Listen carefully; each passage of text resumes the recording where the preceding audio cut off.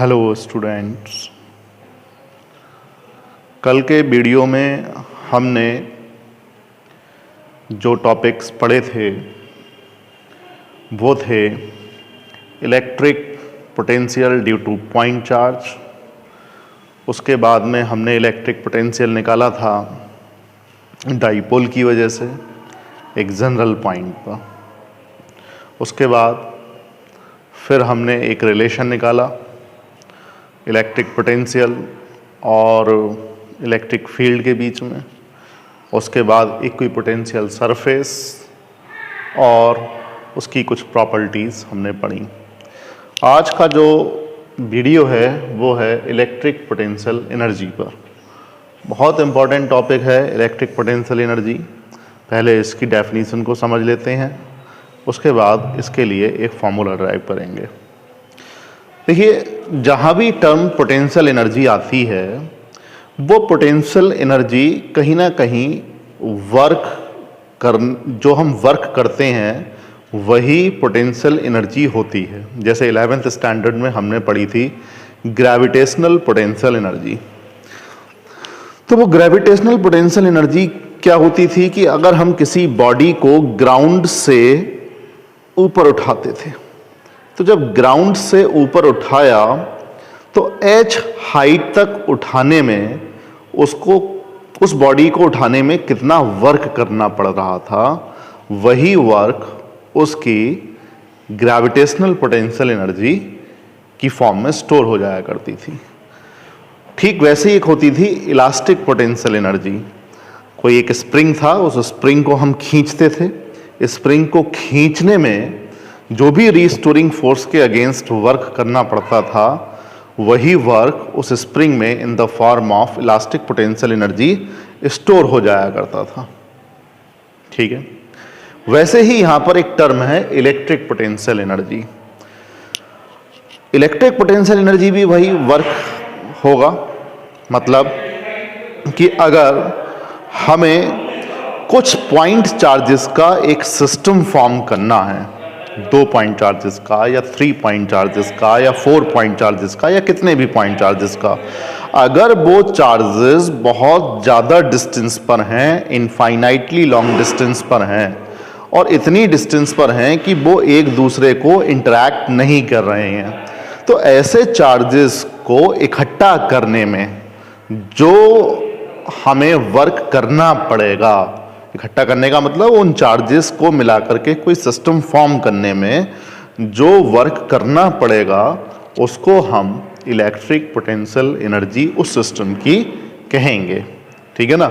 यानी कि electric potential energy वो अमाउंट ऑफ वर्क है जो इनफाइनाइट से कुछ चार्जेस को इकट्ठा करने में या सिस्टम फॉर्म कराने में करना पड़ता है।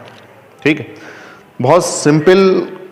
अगर हम इलेक्ट्रिक पोटेंशियल एनर्जी निकालना चाहें तो हम 2 पॉइंट चार्जेस की इलेक्ट्रिक पोटेंशियल एनर्जी सबसे पहले कैलकुलेट करेंगे। ठीक है, तो इलेक्ट्रिक पोटेंशियल एनर्जी सबसे पहले फॉर द सिस्टम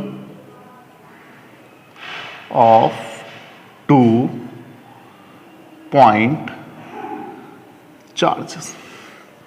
ठीक है, तो 2 पॉइंट चार्जेस Q1 और Q2, इस सिस्टम की इलेक्ट्रिक पोटेंशियल एनर्जी क्या होगी। अब 2 पॉइंट चार्जेस Q1 और Q2 हैं, तो मान लीजिए सबसे पहले हम किसी पॉइंट पर Q1 चार्ज को ले आए। ठीक है, अब जब हम Q1 चार्ज को लेकर आए हैं तो अभी इस Q1 चार्ज के अराउंड, Q1 चार्ज का तो फील्ड अभी तो है, लेकिन जब Q1 चार्ज को लेके आए होंगे तो उस समय किसी और चार्ज का फील्ड नहीं था जिसके अगेंस्ट वर्क किया जाए।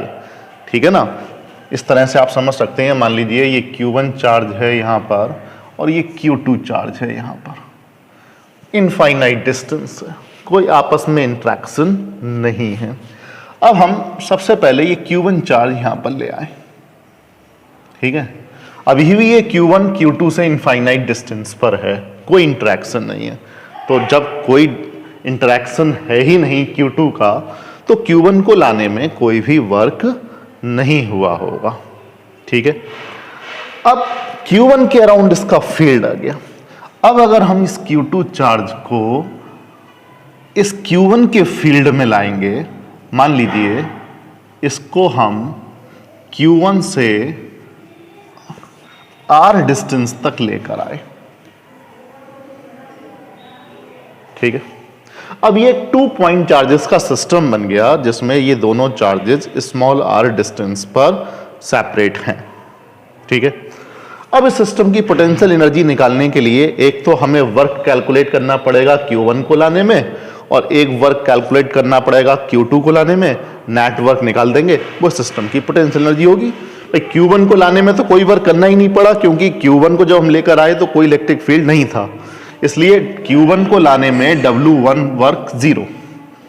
लेकिन जब हम Q2 चार्ज लेकर आए तो Q1 का फील्ड था, तो वर्क करना पड़ेगा, है ना। और वर्क करने के लिए, वर्क को कैलकुलेट करने के लिए हमारे पास फॉर्मूला है, हम पढ़ चुके हैं, potential difference is equal to work upon charge. कौन सा चार्ज? जो हम लेकर आए, ठीक है। तो Q2 चार्ज लेकर आए, V क्या है? इस पॉइंट और इस पॉइंट के बीच पोटेंशियल डिफरेंस। हम पढ़ चुके हैं इनफाइनाइट पर पोटेंशियल 0 होता है। इस Q1 चार्ज की वजह से इनफाइनाइट पर पोटेंशियल 0 है, और इस Q1 चार्ज की वजह से इस पॉइंट पर पोटेंशियल कितना होगा? 1/4 pi epsilon naught Q1 upon R। तो यहां पर 1/4 pi epsilon naught Q1 upon R, और यहां 0, तो इन दोनों पॉइंट्स के बीच पोटेंशियल डिफरेंस कितना हो गया? 1/4 pi epsilon naught Q1 upon R। तो 1/4 pi epsilon naught Q1 upon R ये पोटेंशियल डिफरेंस है। मान लीजिए वर्क हुआ Q2 को लाने में W2 अपॉन Q2, तो W2 इज इक्वल टू कितना आ जाएगा? 1/4 pi epsilon naught Q1 Q2 upon R।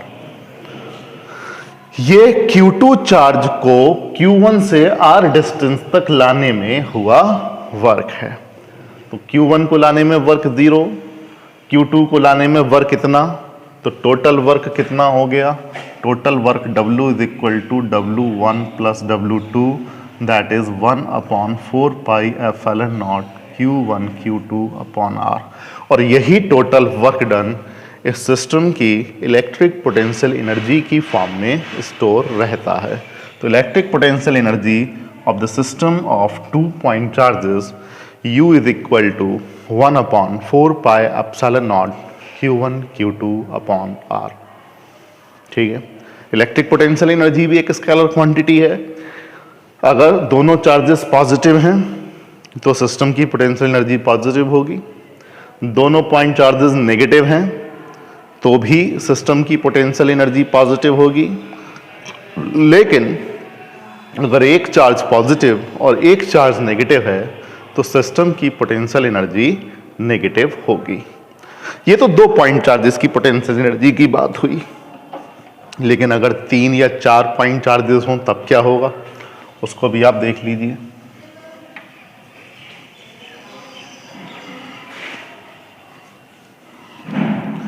मान लीजिए एक ट्रायंगल है और एक इक्विलैटरल ट्रायंगल है, हालांकि साइड अलग अलग भी हो सकती है, फिलहाल मैं इक्विलैटरल ट्रायंगल कंसीडर कर ले रहा हूं R, और 3 चार्जेस हैं Q1 Q2 Q3।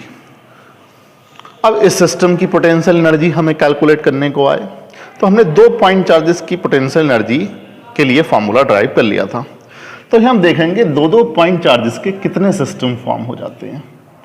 देखिए 2-2 पॉइंट चार्जेस के 3 सिस्टम फॉर्म हो गए।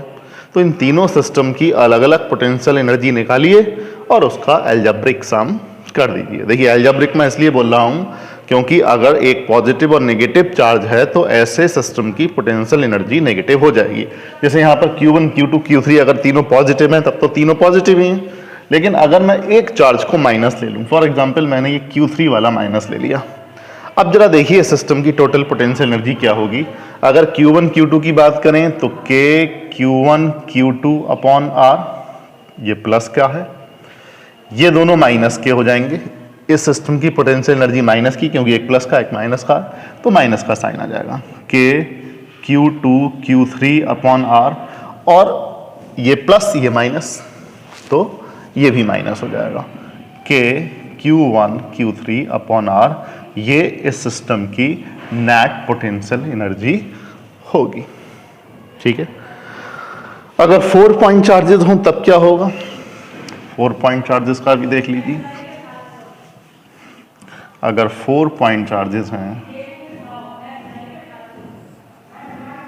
Q1 Q2 Q3 Q4, मान लीजिए इसमें मैंने ये Q3 और Q4 माइनस के ले लिए, साइड है इसकी A स्क्वायर की। ठीक है, इसमें भी दो पॉइंट चार्जेस के जितने सिस्टम बनेंगे उन सिस्टम की अलग अलग पोटेंशियल एनर्जी निकाल के सबका एल्जेब्रिक सम कर देंगे। ट्रायंगल में 3 बने थे, स्क्वायर में 4 नहीं 6 बनेंगे, स्क्वायर में 6। कैसे? देखो, एक सिस्टम, दूसरा 2, तीसरा 3rd, 4th और 5th डायगोनल, 5th और ये 6। तो इस तरह से इन 6 के 6 सिस्टम्स की अलग अलग इलेक्ट्रिक पोटेंशियल एनर्जी को निकाल करके हम सबका एल्जेब्रिक सम कर देंगे। देखिए इक्वेशन क्या बनेगी, U is equal to K, इन दोनों का Q1 Q2 upon A, plus होगा क्योंकि Q1 और प्लस Q2 और Q1 दोनों प्लस के हैं। Q2 और Q3 ये प्लस का ये माइनस का, तो माइनस का आ जाएगा K Q2 Q3 upon A। ठीक है, फिर ये दोनों माइनस के हैं तो माइनस माइनस ये फिर प्लस हो जाएगा, plus K Q3 Q4 upon A। ये माइनस ये प्लस तो माइनस होगा K Q4 Q1 upon A। ठीक है, अभी 4 स्टेप्स हुई हैं, अभी 2 स्टेप्स और आएंगी, 4 टर्म्स हुई हैं, 2 टर्म्स और आएंगी। ये वाली देखो, डायगोनल Q1 और ये प्लस का है ये माइनस का है, तो माइनस का आएगा K Q1 Q3, और डायगोनल की डिस्टेंस अगर साइड A है तो स्क्वायर का डायगोनल A√2 होता है, A√2, और ये भी माइनस का K Q2 Q4 upon A√2। ठीक है भाई, इसको सॉल्व कर लेंगे, जो भी आंसर आएगा वो इस सिस्टम की टोटल पोटेंशियल एनर्जी होगी।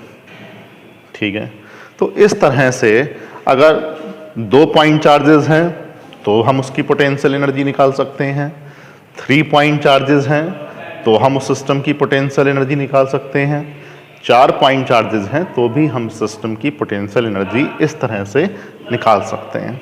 बस ध्यान ये देना है कि जब भी 2 चार्जेस के बीच में रिपल्सिव फोर्स होगा तब पोटेंशियल एनर्जी पॉजिटिव होगी, और जब भी 2 चार्जेस के बीच में अट्रैक्टिव फोर्स होगा पोटेंशियल एनर्जी नेगेटिव होगी। ठीक है, कुछ इस पे क्वेश्चंस आप करके देखिए। कुछ स्टूडेंट्स वर्क वाले न्यूमेरिकल हमसे पूछ रहे थे, जिसमें ये पूछा गया था कि एक चार्ज को इस पॉइंट से उस पॉइंट तक लेके जा रहे हैं तो वर्क कितना करना पड़ेगा। देखिए, जो अभी हमने पोटेंशियल एनर्जी निकाली थी वो वर्क कैलकुलेट करके ही तो निकाली थी। बहुत आसान सी बात है, अगर हमें वर्क निकालने को आए, जैसे एक स्क्वायर है और plus Q plus Q plus Q plus Q,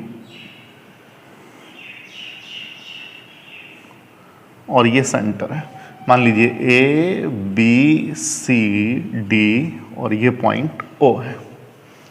ठीक है, अब अगर एक क्वेश्चन पूछा जाए इसमें कि एक इलेक्ट्रॉन को इनफाइनाइट से O पॉइंट तक लाने में कितना वर्क करना पड़ेगा, ये क्वेश्चन आता है अगर। ठीक है, तो देखिए हमारे पास में फॉर्मूला है potential difference is equal to work upon charge. ये वो चार्ज है जो चार्ज को आप इनफाइनाइट से लेके जिस पॉइंट तक लाने में वर्क कैलकुलेट करने वाले हैं। ठीक है, क्योंकि हम इलेक्ट्रॉन को लाएंगे तो यहाँ पे Q की जगह इलेक्ट्रॉन आ जाएगा विद साइन, चूंकि इलेक्ट्रॉन पे माइनस चार्ज होता है इसलिए विद माइनस साइन यहाँ पे आप रख देंगे इसको। अगर प्रोटॉन होता तो प्लस साइन के साथ रख देते हैं। और पोटेंशियल डिफरेंस है ये। पोटेंशियल डिफरेंस का मतलब जिस पॉइंट से जिस पॉइंट तक चार्ज को लेके आ रहे हैं, इनिशियल टू फाइनल, तो फाइनल पॉइंट पर पोटेंशियल से इनिशियल पॉइंट के पोटेंशियल को आप माइनस कर देंगे, तब पोटेंशियल डिफरेंस आएगा। जैसे यहाँ पे इनिशियल पॉइंट इनफाइनाइट है और ये फाइनल पॉइंट ओ है, ठीक है। तो ओ पॉइंट पर पोटेंशियल माइनस इनफाइनाइट पर पोटेंशियल जो होगा वो पोटेंशियल डिफरेंस होगा। अब ओ पॉइंट पर पहले पोटेंशियल निकाल लिया जाए, क्योंकि चारों चार्जेस सेम हैं, चारों चार्जेस से ओ पॉइंट तक की डिस्टेंस भी सेम है, तो किसी भी एक चार्ज से पोटेंशियल निकाल लो और 4 से मल्टीप्लाई कर दो, क्योंकि चारों की नेचर भी प्लस की है, ठीक है, इन चारों को जोड़ना पड़ेगा। अगर इसकी साइड ए कह दी जाए तो डायगोनल होगा a√2 और डायगोनल का हाफ हो जाएगा a/√2, ठीक। तो एक चार्ज की वजह से पोटेंशियल के, मैं 1/4πε0 को k लिख दे रहा हूं, Q/a और √2 पर चला गया, इतना पोटेंशियल होगा एक चार्ज की वजह से ओ पॉइंट पर। तो चारों चार्जेस की वजह से कितना, 4 से और मल्टीप्लाई कर दिया, ये पोटेंशियल होगा एट पॉइंट ओ। जबकि इनफाइनाइट पर पोटेंशियल 0 होता, तो इन दोनों का डिफरेंस, पोटेंशियल डिफरेंस इतना ही हुआ, तो potential difference delta V is equal to हुआ 4√2 KQ/A, ठीक है, ये पोटेंशियल डिफरेंस हुआ। अब हमें वर्क कैलकुलेट करना है इनफाइनाइट से ओ पॉइंट तक एक इलेक्ट्रॉन को लाने में, ठीक है ना। तो वर्क इज इक्वल टू होगा delta V into Q, Q जो चार्ज आप लेकर आ रहे हैं, ठीक है। तो डेल्टा V 4√2 KQ/A और Q की जगह -E, ठीक है। E की वैल्यू 1.6 इंटू 10⁻⁻19, अगर इसकी वैल्यूज दी गई हैं तो वैल्यू पुट करेंगे। अब यहां माइनस साइन आप पहले ले लीजिए, 4√2 KQE/A माइनस, तो ये जो वर्क है ये माइनस में आया। देखिए जो माइनस में वर्क आया है इसका भी अपना एक मतलब है। अगर ये वर्क प्लस में आया होता तो इसका मतलब होता कि सिस्टम की जो हम चार्ज को लेकर आ रहे हैं, किसी एक्सटर्नल सोर्स को इलेक्ट्रिक फील्ड के अगेंस्ट वर्क करना पड़ता, वो पॉजिटिव आता।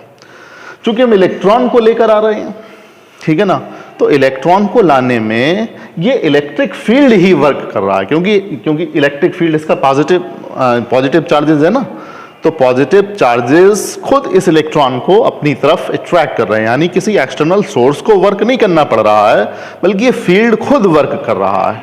तो जब वर्क डन फील्ड करता है तब ये वर्क नेगेटिव आ जाता है, और अगर इस फील्ड के अगेंस्ट वर्क करना पड़ता है तो वो पॉजिटिव आ जाता है।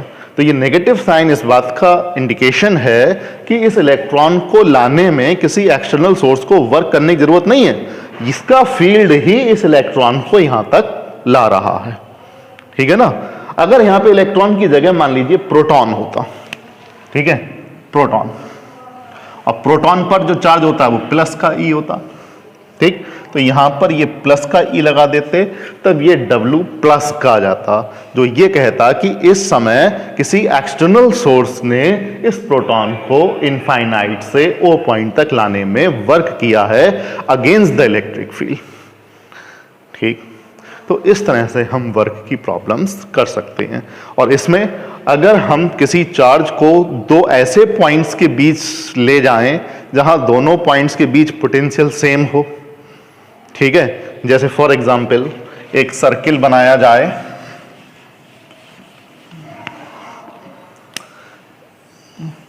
और सर्किल के सेंटर पर चार्ज दे दिया जाए आपको +10 माइक्रोकूलम, रेडियस दे दी जाए आपको 10 सेंटीमीटर, ठीक है।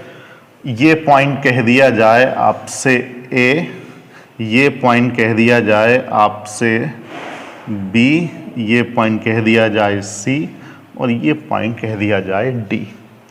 अब देखिए चूंकि सर्किल है तो A, B, C, D चारों ये सर्किल की सरकमफ्रेंस पर ही है पॉइंट, सेंटर पे 10 माइक्रोकुलम का चार्ज है, रेडियस 10 सेंटीमीटर है, तो जितना पोटेंशियल ए पॉइंट पर होगा उतना ही बी पर होगा, उतना ही सी पर होगा और उतना ही पोटेंशियल डी पॉइंट पर होगा। तो किन्हीं भी दो पॉइंट्स के बीच पोटेंशियल डिफरेंस जीरो होगा।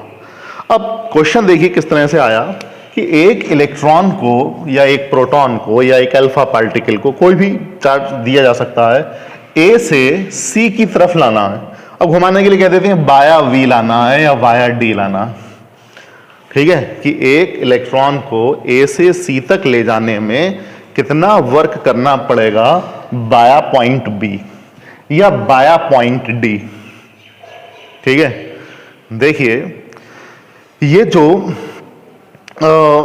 इलेक्ट्रिक फोर्स होता है ये एक कंजर्वेटिव फोर्स होता है। हमने 11th स्टैंडर्ड में पढ़ा था कि इलेक्ट्रिक फोर्स के अगेंस्ट जो वर्क होता है वो पाथ पे डिपेंड नहीं करता, बल्कि केवल इनिशियल और फाइनल पोजीशन पर ही डिपेंड करता है।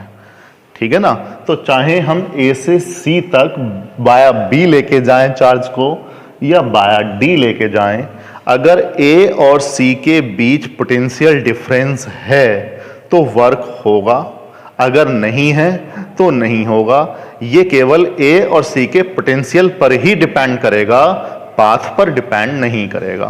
क्योंकि इस समय ए पर पोटेंशियल उतना ही है जितना पोटेंशियल सी पर है, इसलिए ए और सी के बीच में पोटेंशियल डिफरेंस जीरो है।